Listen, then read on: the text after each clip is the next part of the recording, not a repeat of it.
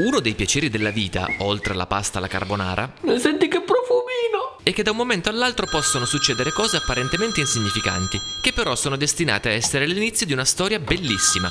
Ovviamente sto per raccontarvi la storia di un viaggio, che ebbe inizio da una semplice telefonata, Pronto? dalla quale in poco tempo mi trovai qui, ancora una volta in solitaria, con una tenda e ancora una volta a bordo di una macchina, questa volta però montata al contrario, pronta a viaggiare in contromano sotto il cielo d'Irlanda.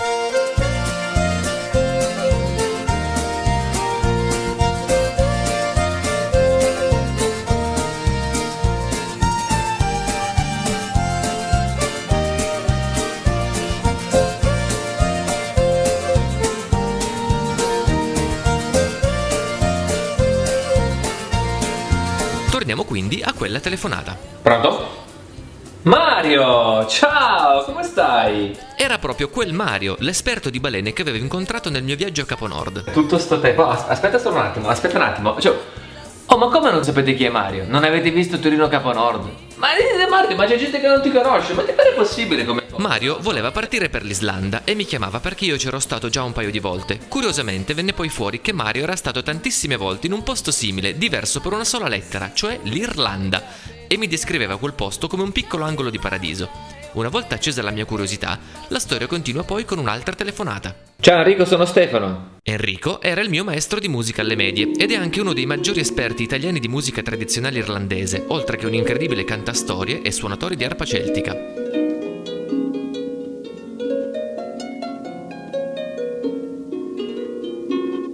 Senti, ma ti va se ci vediamo una volta così mi racconti un po' di Irlanda, di leggende, cose di questo tipo? Torneremo più tardi su cosa mi ha raccontato davanti a una birra irlandese, perché pochi giorni dopo ero già su un volo per Dublino, dove mi attendeva la prima bella sorpresa del viaggio. La compagnia aerea aveva sbagliato e per un po' ho finto di essere un riccone da business class.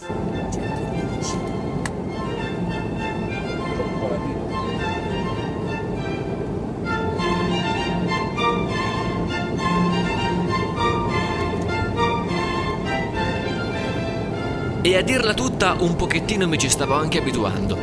Sama, dov'è la servitù che mi prende lo zaino qua?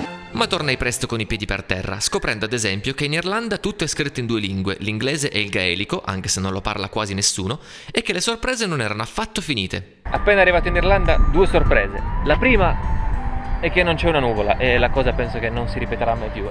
Inoltre, nonostante io avessi noleggiato una normalissima Golf, mi sono trovato per le mani questa specie di evidenziatore su 4 ruote. La sorpresa nelle macchine irlandesi è che tu ti siedi, non c'è il volante dove dovrebbe essere,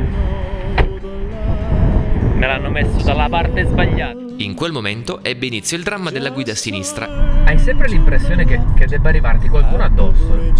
Ogni volta che cambi strada, che giri è panico, puro panico. Sembra che siano tutti impazziti, però insieme, cioè tutti quanti impazziti insieme. E non esagero se dico che ricorderò i primi 10 minuti al volante come i più inquietanti della mia vita. Dimenticai tutto velocemente con il nettare d'Irlanda, ovvero la Guinness. È buonissima. E il giorno dopo con la tipica e ipocalorica colazione irlandese, dopo la quale mi lanciai alla scoperta di Dublino. La capitale è famosa principalmente per la sua università storica, il Trinity College, e in particolare per la biblioteca gremita di manoscritti tanto preziosi quanto incomprensibili, tra cui il Book of Kells, ovvero il libro più figo del mondo, talmente figo che non si può filmare.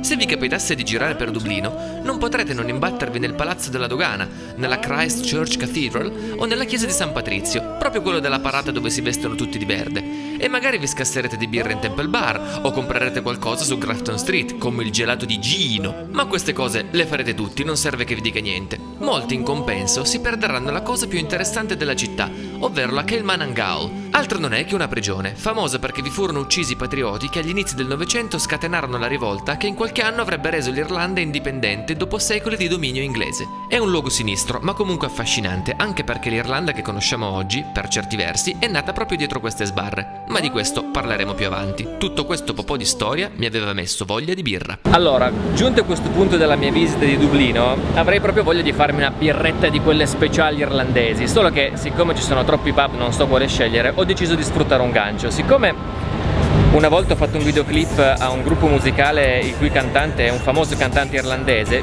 Mi sono dato un appuntamento con Craig Walker qua di fronte al Trinity College e così ci andiamo a scassare una Guinness, ma una Guinness di quelle da Guinness. Alcuni di voi conosceranno Craig Walker come l'ex cantante degli Archive e oggi dei Mineral, un gruppo franco-irlandese a cui ho fatto un paio di video. Quel giorno mi ha portato in 2 pub diversi che ho scoperto essere pieni zeppi già alle 3 del pomeriggio, ma nel giro di poco tempo, quello pieno, ero io. Sono su Grafton Street e sono pieno come un uovo. Devo andare a casa ma non so dove è casa. Mi guardano tutti malissimo perché c'ho una telecamera in mano e mi riprendo mentre parlo da solo.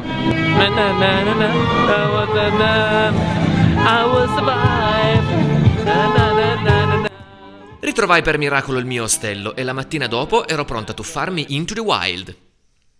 Ok, adesso inizia il mio viaggio in contromano e siccome io in contromano faccio fatica ad andare, volevo solamente dire che vi voglio bene, mamma, papà, parenti, amici, mi dispiace, non volevo, però è successo. Già solo uscire dal parcheggio è un casino. Ecco, aspetta. Chi non ha mai guidato nelle isole britanniche non può capire quel disagio fino in fondo. Fondamentalmente consiste in una sensazione di panico generica durante la marcia normale sulla corsia che da noi è quella di sorpasso e che aumenta quando ci si deve mettere in carreggiata, si deve uscire dai parcheggi, si devono affrontare le rotonde, si deve guidare in autostrada perché se stai a destra si arrabbiano tutti e quando devi svoltare agli incroci. Ho paura! E a chi agiande come guidano! A questo si aggiunga che le strade irlandesi sono spesso strettissime e nonostante questo sono a doppio senso, cosa che crea qualche problema quando si incrociano 2 pullman di turisti. Ma a parte questo ci si abitua abbastanza in fretta e ci sono dei momenti di tregua dove tutto è anche più semplice. Se non altro, sulle strade a senso unico vado abbastanza bene. Però mi viene da pensare una cosa, cioè pensa loro che in qualunque parte del mondo si sentono così. Vi giuro, è terribile. Ero venuto in Irlanda a caccia di quella natura selvaggia i cui piaceri si concedono soprattutto ai viaggiatori solitari e mi aspettavo di trovare tutto questo subito fuori Dublino. Dopo aver attraversato il bellissimo Sally Gap, la mia prima tappa è stata quindi la cascata di Power Scout, ma è stata una delusione perché oltre a essere, diciamocelo, una cascata normalissima, si paga pure un biglietto. Se non altro, la natura stava facendo riemergere alcuni ricordi dalla sbronza del giorno prima. Il mio amico Craig, prima di ubriacarmi, mi ha detto che appena fuori Dublino in Irlanda è come fare un salto indietro nel tempo. Vediamo. E sarà banale a dirsi, ma aveva ragione.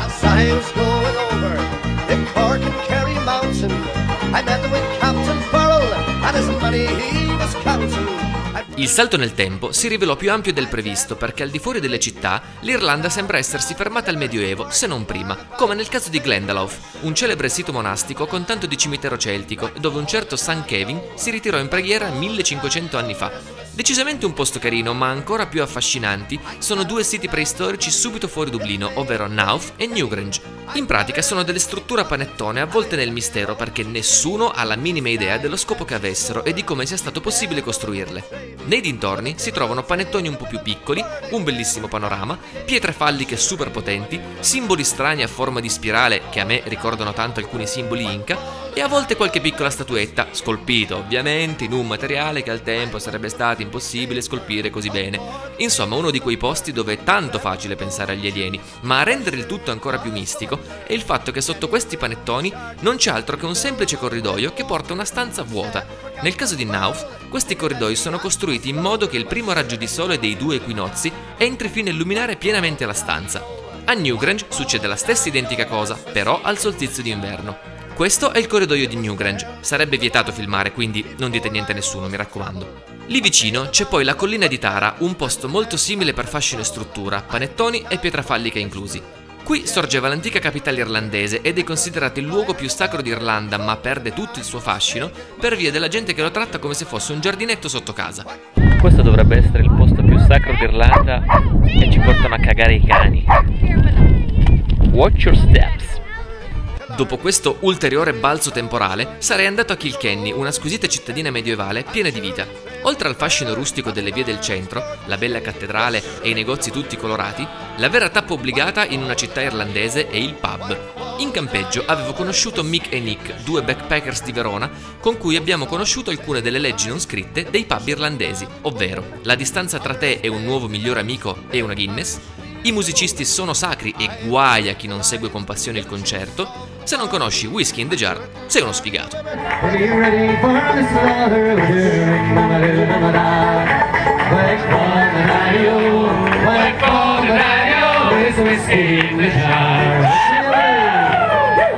L'indomani iniziò con l'annosa sfida della chiusura della tenda, aggravata dalla crescente consapevolezza di andare in giro su una macchina da zarro. Ci ho messo meno di quanto pensassi. Oh, sentite, mandate una macchina da tamarro, non è colpa mia, io vi giuro ho chiesto una Golf. Con la quale mi sarei quindi diretto verso la costa sud, in particolare a Cobb, una città di mare davvero piacevole e pittoresca, dove il mio viaggio nel tempo mi avrebbe portato all'aprile del 1912, quando niente poco di meno che il Titanic fece qui la sua ultima tappa prima di quel tragico cubetto di ghiaccio.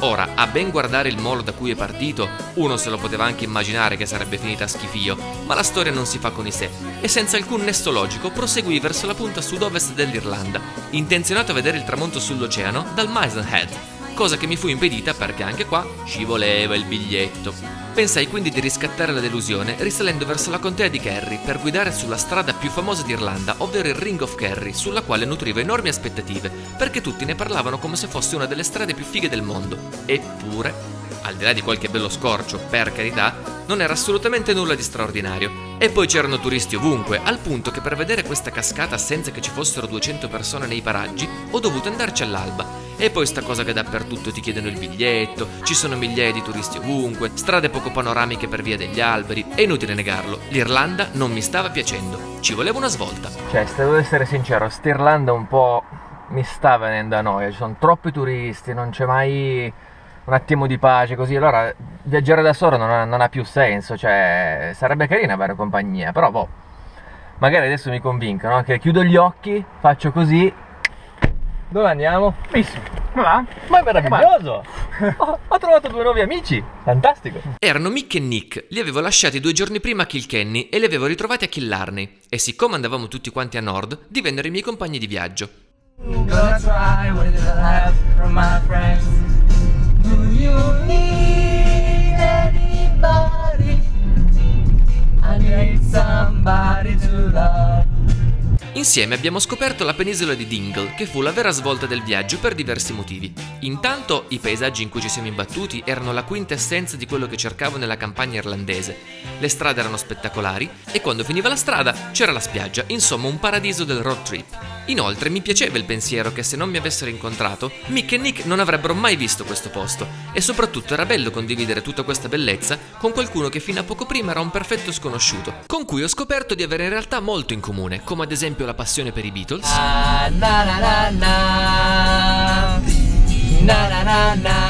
un modo serafico di affrontare il maltempo, C'è un tempo di merda. e la tipica tendenza italiana ad inveire contro i turisti che bloccano la strada. dai Butecchi, ne sarà quello dell'hamburger, oh! Ma che oh! Dai che manca tanto tempo qua, dai, dai so io, insomma, lo sa so quello io. dell'hamburger? Porco Dai, vacca, vai, oh! Sai che Andiamo, ma mandiamo anche il culo. c'è anche una Guinness. Madonna mia. Avanza la Guinness, La gente vede un pub e non capisce più un cazzo, ma non lo so. Oltre, ovviamente, alla tragica strategia alimentare dei viaggi low budget. Ma cosa mangia un backpacker al giorno d'oggi? Fette di merda Fette di alla roba. Onion, tomato and pork con del pane improbabile.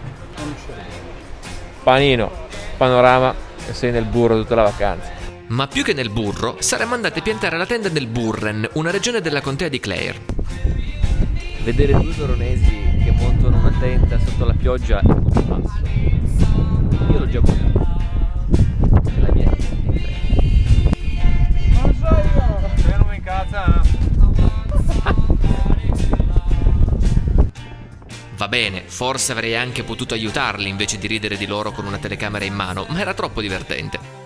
Passata la tempesta, abbiamo quindi esplorato il Burren e il suo caratteristico paesaggio roccioso. Spesso viene descritto come un paesaggio lunare da qualche tour operator evidentemente sotto l'effetto di droghe pesanti, perché non so voi, ma io la luna me la immagino un po' diversa da così. Il fascino di questa regione è dato anche dai castelli che spuntano di tanto in tanto nella campagna, come il Dunguaire Castle. Ma se sei in Irlanda e sei nella contea di Clare, sei lì per un solo motivo, le Cliffs of Moher. Sono sicuramente tra le scogliere più spettacolari d'Europa. Le pareti a strapiombo arrivano ad essere alte anche 200 metri, regalando una vista letteralmente mozzafiato. Lo spettacolo è poi impreziosito da una leggerissima brezza con la quale mi sono praticamente fatto la permanente. Ma se posso dare un consiglio a chi passerà di qua, vi dico venite al tramonto, perché non solo non ci sarà quasi nessun turista a rovinarvi la magia della natura, ma potrete magari fare una foto come questa, sicuramente la più bella di tutto il mio viaggio. E dopo il tramonto, ormai l'avete capito, la parola d'ordine è una soltanto: pub, di cui abbiamo di nuovo scoperto altre leggi non scritte, ovvero, anche se non c'è posto per te, c'è un posto per te. I musicisti più fighi sono quelli che non usano l'amplificazione, non curanti del caos che li circonda. E nel caso ve lo foste scordato, se non conosci Whiskey in the Jar, sei uno sfigato. Arriva.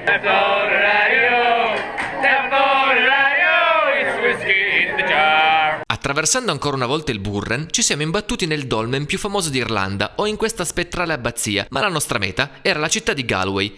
Tocca girare con sti due backpackers. Anche carini che sono, sembrano come dei piccoli marsupiali che... È nello spirito dei backpackers. Ma se tipo ti faccio così cadi, cioè... Sì. Galway ha una bellissima cattedrale, ma nulla di più. Basti pensare che sta specie di arco di pietra è la principale attrazione della città. La vita di strada però è ricchissima, ci sono un sacco di artisti bizzarri e soprattutto a Galway ci si astiene dalla sacrosanta Guinness serale in favore della Galway Hooker. Lo so, hooker vuol dire baldracca, ma vi giuro che è solamente una birra e dopo l'ennesimo brindisi era ormai giunto il triste momento di separarsi dai miei nuovi amici. Ragazzo, è venuto il momento. Saluti il bacio. Stai bene? Aspetto io. Vai. In giro. Buon viaggio, Grazie, mi raccomando. Ero di nuovo solo. E non riuscivo a dormire perché in Irlanda piove sempre e la tenda faceva rumore.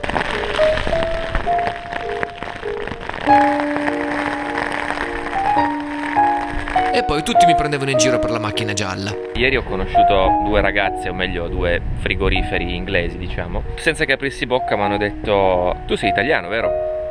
Come hai fatto a capirlo? Ma sì, lo capiamo perché c'hai una macchina da zarro. Mi ha ferito questa cosa. Non la volevo io la macchina gialla. You get a flashing car, you're Italian, of course, you get a flashing car. Ma è proprio all'apice della tristezza che il viaggio subì l'impennata, perché da Galway in su ci sono molti meno turisti e soprattutto i paesaggi si fanno più aperti e scenografici, a cominciare dal Connemara, uno di quei posti dove per tornare in pace con l'universo basta anche solo guardare il mondo che passa dal finestrino.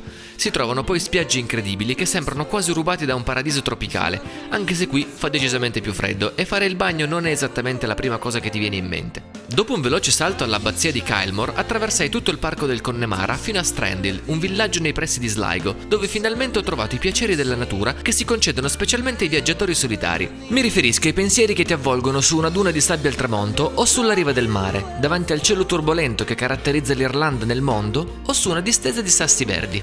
Adesso dirò una di quelle frasi banali, scontate, tremendamente ovvie, che però ci stanno, no? Ogni tanto. Il mare comunque è uno dei piaceri della vita. Ci sono pure le cozze qua.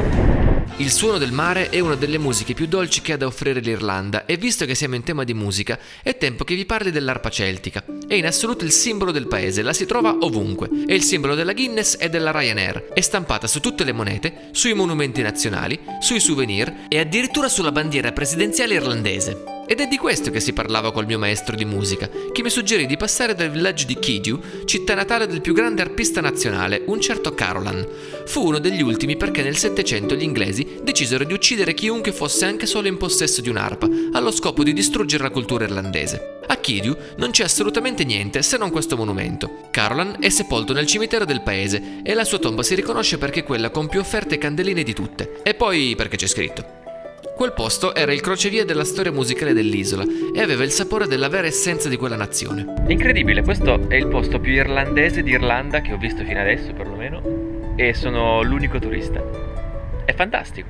Era giunto quindi il momento di percorrere le strade del Donegal, una regione aspra, selvaggia che regala agli occhi spettacoli incredibili, specialmente le Slieve League, ovvero altre scogliere da vertigine impreziosite da 2 rocce a forma di sedia e scrittoio. Da lì a poco avrei passato il confine con l'Irlanda del Nord, la cui attrazione principale è senza dubbio la Giant's Causeway, una scogliera a blocchi esagonali che secondo la leggenda era l'inizio di un sentiero costruito da un gigante per arrivare fino in Scozia. Lungo la costa nord, poi, molte persone, me compreso purtroppo, si fanno fregare dal ponte di corda più commerciale del mondo. Lì vicino ho conosciuto Nietta e Mariangela, che sono un po' le Thelma e Louise di Matera. Con la mia bellissima macchina. Una macchina stupenda, macchina gialla che più giallo non si può, l'unico colore che veramente manca in Irlanda ce l'ha lui sulla macchina, guarda, è giallissima, indifferente. stupenda, È Poi orribile. quella... Con cui siamo rimasti incastrati nell'isola, sempre per colpa dell'esercito di turisti. Quello che rende affascinante questo posto è che è conosciuto da pochissimi turisti, pressoché è incontaminato. Siamo incastrati, non c'è modo di uscire dall'isola perché... ridi, non esci più di qua, te lo dico io. Perché poi tutti quelli che vanno sul ponte devono farsi il selfie sul ponte, quindi capisci, è un casino. E così, guarda là, numero 1, cheese, genio. Sorvolando sul fatto che anche le mie amiche hanno dovuto farsi il selfie, nei viaggi nessun incontro è casuale, tant'è che è stato grazie a loro che ho trovato le indicazioni per raggiungere la strada più bella del Nord Irlanda, ovvero le Dark Hedges. L'Irlanda del Nord è a tutti gli effetti Regno Unito, quindi i limiti di velocità sono espressi in miglia e non in chilometri. I pullman sono rossi a 2 piani e le cabine telefoniche sono quelle che conosciamo tutti. Ma come mai l'Irlanda del Nord è divisa dal resto del paese? È una storia difficile e controversa e l'unico in grado di spiegarla è O Scienziato. O Scienziato ci ha spiegato per tappe la storia dell'Irlanda. 1900, l'Irlanda non esiste. 1916, l'Irlanda tenta la rivoluzione d'indipendenza, i responsabili vengono uccisi nella prigione che vi ho fatto vedere a Dublino e diventano martiri nazionali. 1922, l'Irlanda diventa indipendente, ma il Regno Unito si tiene 6 contee a maggioranza di protestanti. Tutto ciò ad alcuni sta bene, ad altri no. Scoppia la guerra civile. Anni 60. L'Irlanda del Nord è il regno della discriminazione. I protestanti inglesi bistrattano i cattolici irlandesi che hanno liste diverse per il lavoro e per legge possono anche essere incarcerati senza un motivo e senza un processo. 1967. Nasce la Civil Rights Association che organizza per anni marce pacifiche di protesta. 30 gennaio 1972. Durante una marcia pacifica a Derry, l'Irlanda conosce il suo giorno più tragico, la Bloody Sunday. Quando la marcia arrivò da queste parti, nei pressi di Roseville Street, l'esercito inglese iniziò a sparare sulla folla, uccidendo senza motivo 14 manifestanti, di cui buona parte minorenni. Comunque tutti quanti furono uccisi sparandogli alle spalle, in quella che poi passò alla storia come la Bloody Sunday. I fatti di quella tragica domenica sono molto ben descritti nel film Bloody Sunday di Paul Greengrass, ma al di là del cinema, l'evento ha avuto anche una fortissima risonanza nel mondo della musica. Diversi artisti scrissero canzoni dedicate alla Bloody Sunday. Il primo di tutti fu Paul McCartney, che dopo qualche settimana dei fatti scrisse e pubblicò Give Ireland Back to the Irish, canzone che ovviamente in Inghilterra fu censurata ma in Irlanda arrivò prima in classifica. Give Ireland Back to the Irish è un pezzo sconosciuto, ma di quelli che in macchina pompano di brutto.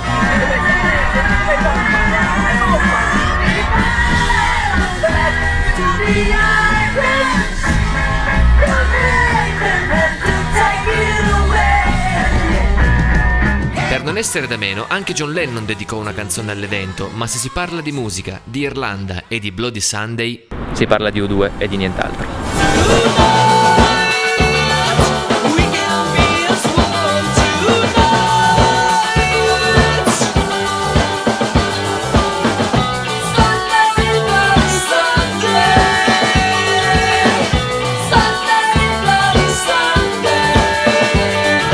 La storia del conflitto tra cattolici e protestanti mi ha letteralmente sconvolto, soprattutto quando da Derry sono passato a Belfast, che da questo punto di vista è ancora molto indietro nel processo di pace. Solo 20 anni fa, il quartiere protestante di Shankill Road, dove sventola ovunque l'Union Jack, e quello cattolico irlandese di Falls Road erano tra i posti più pericolosi al mondo, gli attentati erano all'ordine del giorno. Oggi, per i turisti, esiste invece un modo molto semplice di conoscere la storia di questa città. Cosa migliore da fare a Belfast per capire la storia e farsi portare in giro da un tassista del posto che ovviamente non vuole farsi riprendere, il che ci dà una misura di di cosa ancora sta succedendo qua. Durante quel giro in taxi ho sentito storie agghiaccianti sul significato dei murales commemorativi sparsi per la città. Questo è un murales dedicato, diciamo, al volontario protestante che ha ucciso più cattolici durante la storia del conflitto. Ma la cosa che più mi ha sconvolto è stato scoprire che al pari di Berlino o Gerusalemme, Belfast ha un muro che divide in due la città.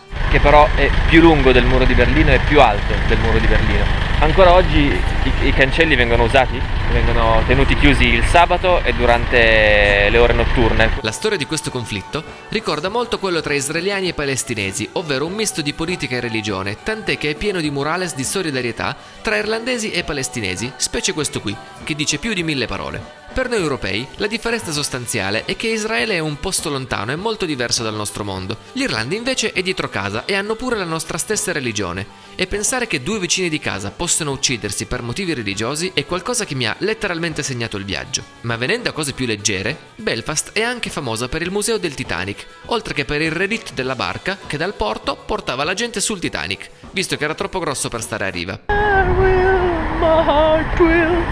My heart will go on. Ma 20 sterline per vedere sta bagnarola. Ma il mezzo di trasporto che mette Belfast in cima al mondo è un altro. È lei.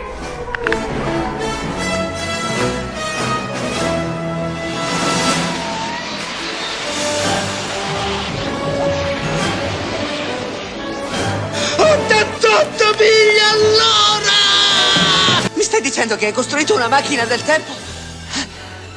Con una DeLorean? E anche se la mia macchina gialla non era una DeLorean da 88 miglia all'ora, il viaggio in Irlanda era stato davvero un viaggio nel tempo, dalla preistoria al Medioevo fino alla tragica storia recente. E mentre ritornavo verso Dublino, era come se mi scorresse tutto davanti agli occhi.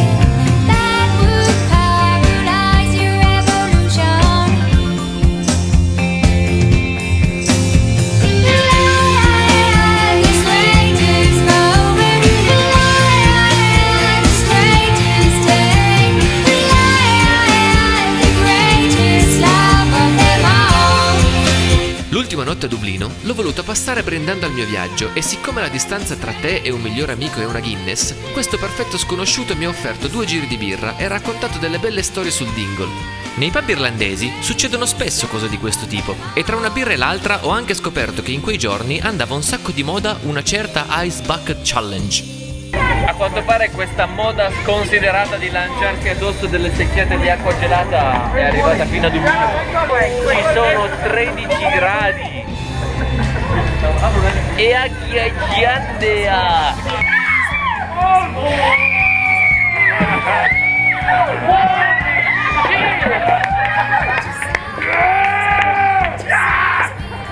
Ogni paese ha il suo modo di concedersi e di farsi conoscere e io nei primi giorni in Irlanda avevo sbagliato tutto. Ero arrivato per vederla e godermi semplicemente un bel paesaggio, ma l'Irlanda sa offrire molto di più. L'Irlanda non va vista, l'Irlanda va vissuta. Anche quando piove, che è tutto il giorno che piove oggi, ma è bello prendersela la pioggia. La pioggia è uno dei piaceri della vita. Godetevela ovunque voi siate, è bellissima. La pioggia è stupenda. Quello che mi porto dentro dopo 2 settimane da solo in questo paese sono le sue leggende, i suoi misteri, la sua musica e soprattutto la sua storia, specialmente le recenti tragedie del nord. Non nego di aver perso le parole davanti a qualche paesaggio di rara bellezza, come le Cliffs of Moher, la Giant's Causeway o le Slieve League, ma questo angolo di mondo color smeraldo è un po' come una donna che ti attrae con la sua bellezza la porti fuori a bere qualcosa, ma dopo un po' che ci parli ti accorgi che è molto più bello starla ad ascoltare piuttosto che guardarla nei suoi splendidi occhi verdi.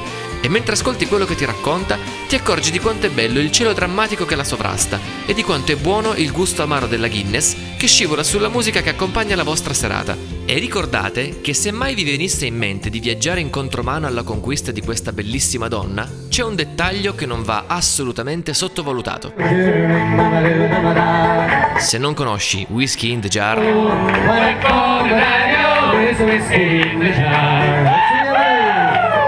sei uno sfigato.